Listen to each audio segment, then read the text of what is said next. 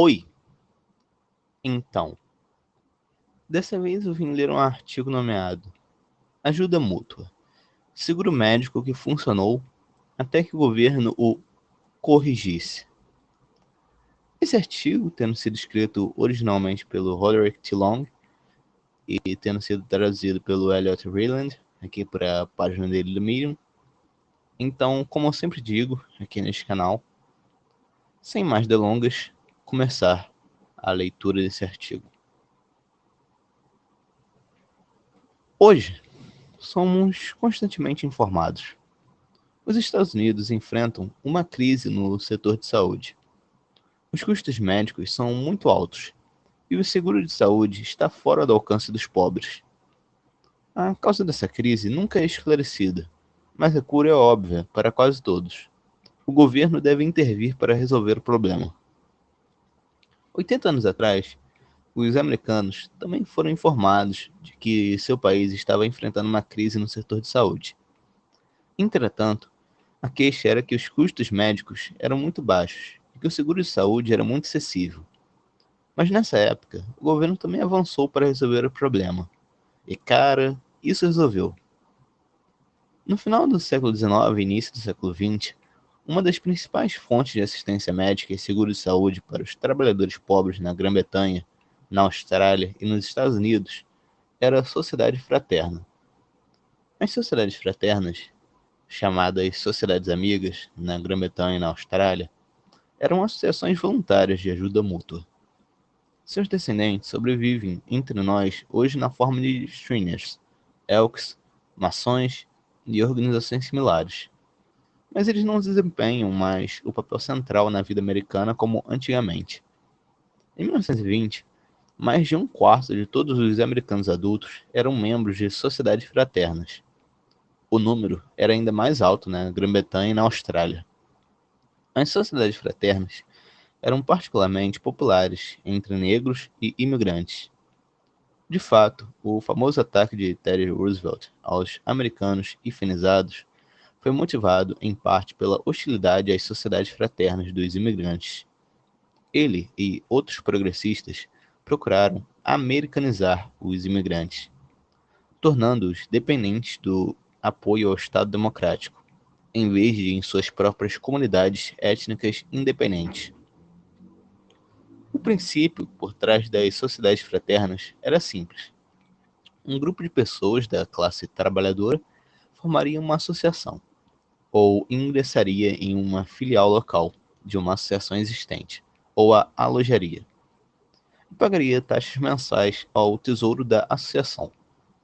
Membros individuais seriam capazes de utilizar os recursos reunidos em tempos de necessidade. As sociedades fraternas operavam como uma forma de companhia de seguros de autoajuda. A América, da virada do século, ofereceu uma variedade estonteante de sociedades fraternas para escolher. Algumas atendiam a um grupo étnico ou religioso específico, outras não. Muitos ofereceram entretenimento e vida social a seus membros, ou se envolveram em serviços comunitários.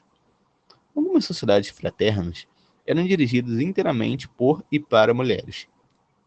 Os tipos de serviços entre os quais os membros podiam escolher também variavam bastante, embora os mais oferecidos fossem seguros de vida, seguro de invalidez e prática de loja. Prática de loja refere-se a um acordo remanescente das HMOs. HMOs sendo sigla para Health Maintenance Organization, Organização de Manutenção da Saúde, de hoje, segundo as quais uma sociedade ou loja particular contrataria um médico para fornecer assistência médica a seus membros. O médico recebia um salário regular, com base em retenção. Em vez de cobrar por item, membros pagavam uma taxa anual e, em seguida, poderiam chamar o serviço do médico, conforme necessário. Se os serviços médicos fossem considerados insatisfatórios, o médico seria penalizado e o contrato não seria renovado. Os membros da loja alegadamente desfrutavam do grau de controle do cliente que este sistema lhes proporcionava, e a tendência ao uso excessivo dos serviços médicos foi mantida sob controle pelo próprio autopoliciamento da sociedade fraterna. Os membros da loja que desejavam evitar futuros aumentos nos prêmios foram motivados a garantir que seus colegas não abusassem do sistema. O mais notável foi o baixo custo com o qual esses serviços médicos eram prestados. Na virada do século, o custo médio da prática de loja para um membro individual era de $1 a $2 por ano. O salário de um dia pagaria pelo valor de um ano de assistência médica. Por outro lado, o custo médio do serviço médico no mercado regular era de $1 a $2 por visita. No entanto, médicos licenciados, particularmente aqueles que não provinham de escolas médicas de renome, competiam vigorosamente por contratos de loja, talvez por causa da segurança que ofereciam. E essa competição continuou a manter os custos baixos. A resposta do establishment médico, tanto na América quanto na Grã-Bretanha, foi de indignação. A instituição da prática de loja foi denunciada em linguagem severa e em tons apocalípticos.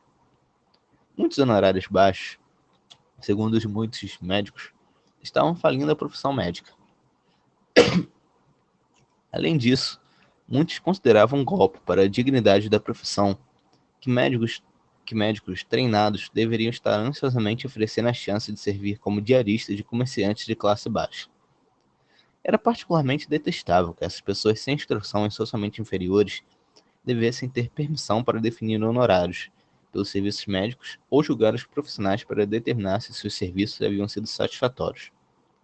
O governo, eles exigiram, deve fazer alguma coisa. E assim foi feito.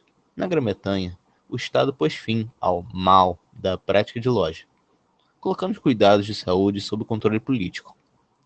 Os honorários dos médicos agora seriam determinados por painéis de profissionais treinados, ou seja, pelos próprios médicos, e não por pacientes ignorantes.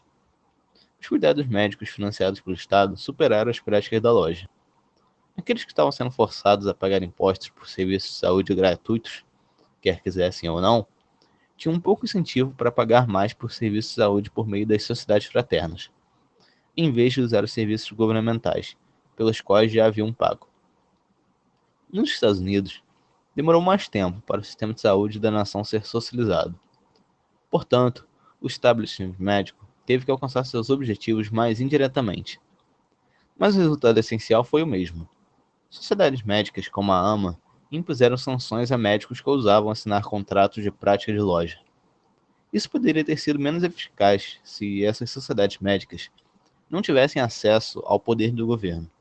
Mas, de fato, graças às concessões monumentais de privilégios, eles controlavam o procedimento de licenciamento médico, garantindo assim que aqueles em desfavor fossem negados o direito de praticar a medicina. Essas leis de licenciamento também ofereciam ao establishment médico uma maneira menos clara de combater a prática de loja. Foi durante esse período que a AMA tornou os requisitos de licenciamento médico muito mais rigorosos do que antes. Eles alegaram que a razão deles era aumentar a qualidade dos cuidados médicos. Mas o resultado foi que o número de médicos caiu, a competição diminuiu e os honorários médicos aumentaram. O vasto leque de médicos que concorriam a contratos de prática de loja havia sido abolido. Como qualquer bem de mercado, restrições artificiais à oferta criaram preços mais altos, uma dificuldade específica para os membros da classe trabalhadora das sociedades fraternas. O golpe de misericórdia para a prática de loja foi deferido pelas próprias sociedades fraternas.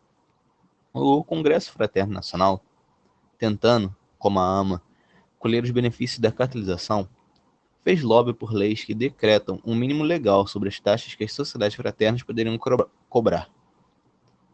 Infelizmente, para os lobistas, o esforço de lobby foi bem sucedido. A consequência não intencional foi que as leis de taxa mínimas tornaram os serviços das sociedades fraternas não mais competitivos. Assim, os esforços de lobby do Congresso Nacional Fraterno, em vez de criar um formidável cartel de ajuda mútua, simplesmente destruíram o nicho de mercado das sociedades fraternas, e com ele a oportunidade de assistência médica, de baixo custo, para os trabalhadores pobres. Por que temos hoje uma crise nos custos com saúde? Porque o governo resolveu, entre aspas, o último. Então é isso. Artigo do Roderick T. Long. Disponível o link para o original também aqui no artigo do Medium. Aqui no finalzinho, disponível originalmente aqui. Só clicar aqui e vocês vão para o artigo original. artigo um tanto quanto interessante sobre as sociedades fraternas estadunidenses, britânicas e australianas, como eu sempre digo aqui no canal. Espero que todos tenham gostado da leitura desse artigo e até mais.